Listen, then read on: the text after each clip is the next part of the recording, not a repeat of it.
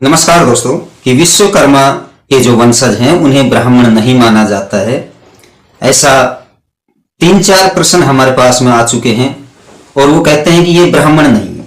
शास्त्र अनेकों हैं, मैं बार बार कह चुका हूं इस बात को। जितने भी शास्त्रकार हैं उन्होंने अपने ज्ञान के अनुसार शास्त्रों का निर्माण किया है और यदि आप उच्च कोटि के शास्त्रों का अध्ययन करेंगे तो विश्वकर्मा जी जो सूर्य नारायण हैं उनके ससुर लगते हैं।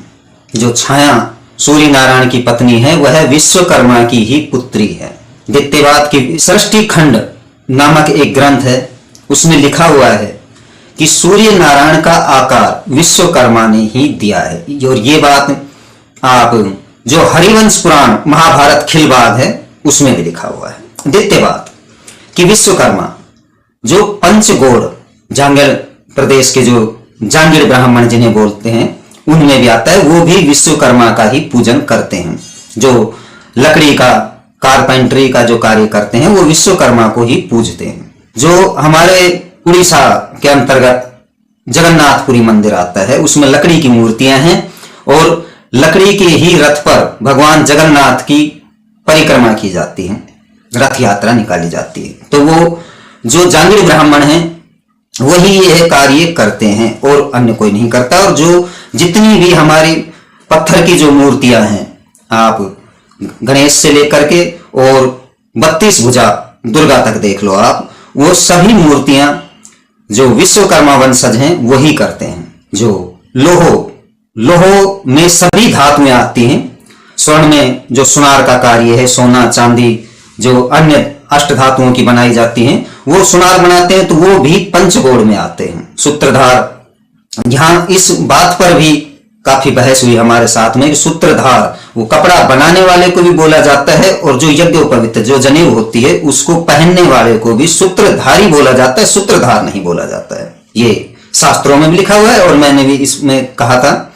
अब जो विश्वकर्मा के जो वंशज ब्राह्मण हैं, यहां एक बात और बताऊं कि हमारे जो शास्त्र हैं या हमारे भारतवर्ष के अंदर जातिगत ब्राह्मण भी हैं, कुलगत ब्राह्मण भी हैं और ऋषिगत ब्राह्मण भी हैं। जितने हमारे 36 वंश किसी भी वर्ण में, ब्राह्मण वर्ण में 36 वंश आते हैं, क्षत्रिय वर्ण में 36 वंश आते हैं, वैश्य वर्ण में 36 वंश आते हैं, इनमें सभी में ब्राह्मण है, यानी कि श्रेष्ठ को ही ब्राह्मण कहा गया है।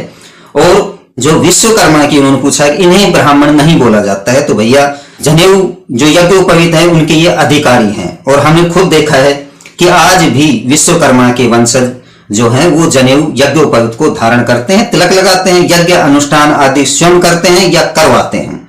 जहां तक कि विश्वकर्मा के जो वंशज हैं जिन्हें जांगड़ ब्राह्मण जांगल प्रदेश के रहने वाले बोला जाता है, वो वेदों का अच्छा ज्ञान रखते हैं, ज्योतिष कार्य करते हैं। और ब्राह्मण में क्या होता है? यज्ञ हवन करने वाला, धर्म की बातें करने वाला, वेद विद्या पर चलने वाला, ज्ञान देने वाला और ज्ञान लेने वाला। मूर्ति का निर्माण जो कर रहा है, मूर्तियों की जो प्रतिष्ठा जो कर रहा है, तो वो तो वेद मत से की जाएगी। बाकी ये कह देना कि जांगड़ ब्राह्मण नहीं है, ये सरासर गलत है। जांगड़ पंचगौड़ ब्राह्मण में आते हैं, विश्वकर्मा को मानने वाले पंचगौड़ ब्राह्मण में आते हैं। मेरा पहले भी एक वीडियो है, यदि आपने अभी तक हमारे चैनल को सब्सक्राइब नहीं किया है तो सब्सक्राइब करें, लाइक करें, कमेंट करें और जुड़े रहें हमारे साथ इसी प्रकार की जानकारियों के साथ।